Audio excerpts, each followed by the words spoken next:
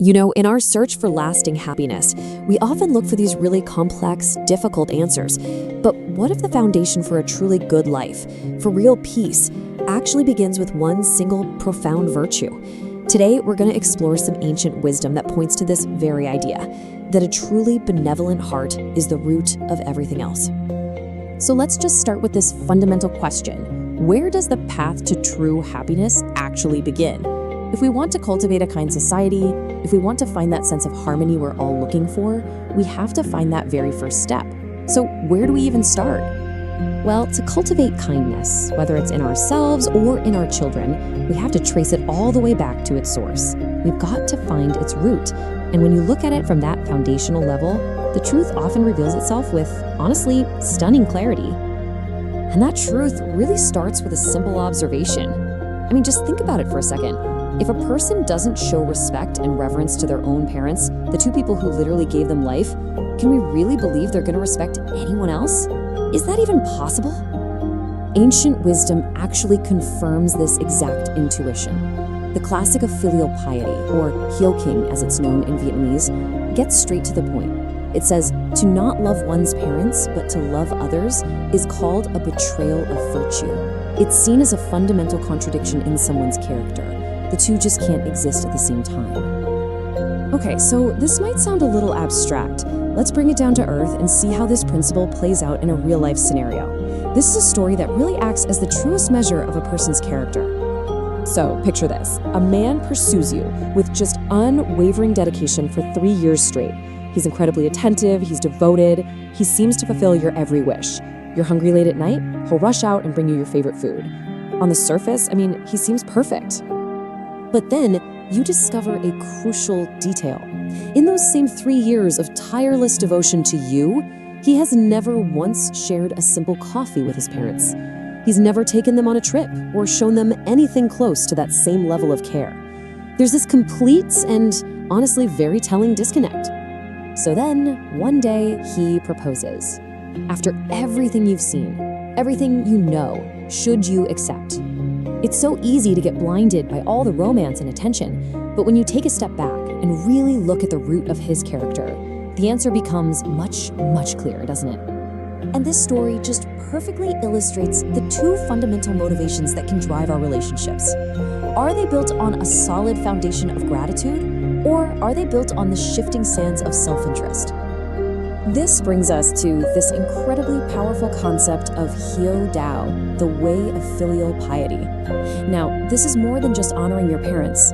It's the actual training ground for developing a lifelong attitude of gratitude and righteousness, a concept known as an nghĩa. Without this foundation, a person's sense of duty, their moral compass, it just can't be truly formed.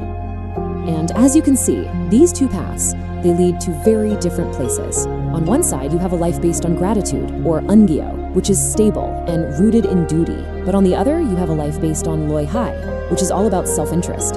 It's volatile, it's rooted only in these fleeting likes and dislikes. The suitor's actions, they were clearly driven by this self-interest.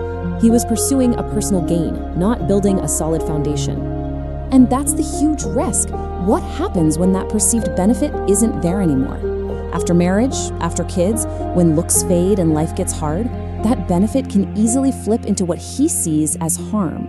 And a relationship built on something as shaky as self-interest will inevitably crumble the moment those scales tip. Now, let's just zoom out for a second. This isn't just about one bad relationship. This kind of foundational flaw in a person's character creates these massive ripples that end up affecting all of society. You can almost see the dominoes fall one by one. It starts with rootless marriages, right? Built on that self-interest we talked about. This almost inevitably leads to broken families, and from there, it's the children who suffer the most, lacking that stable guidance. Without that foundation, they're more easily led astray, which contributes to a rise in crime. And the final domino to fall, society itself, which becomes unstable and unsafe for everybody. And listen, this isn't just some abstract theory. Look at this number. A prison official was once asked about the background of the inmates, and he stated that a staggering 60 to 70% come from broken families. When that family foundation isn't solid, individuals are just so easily uprooted by all the negative influences in society.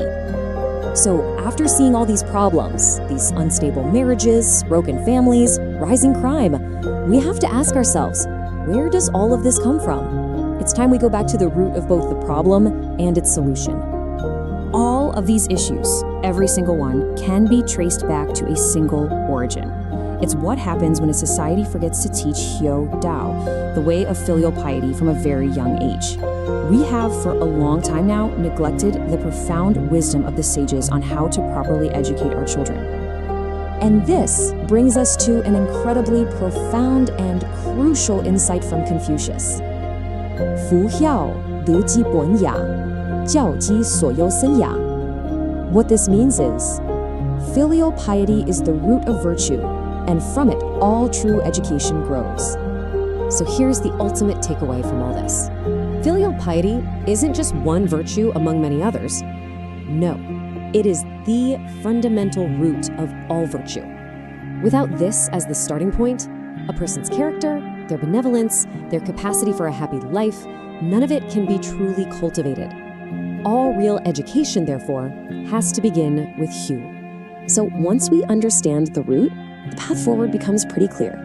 And the final question isn't really for society, it's for each one of us, individually. Is your own root firm? If you found this explainer helpful, go ahead and subscribe so you don't miss our next shares.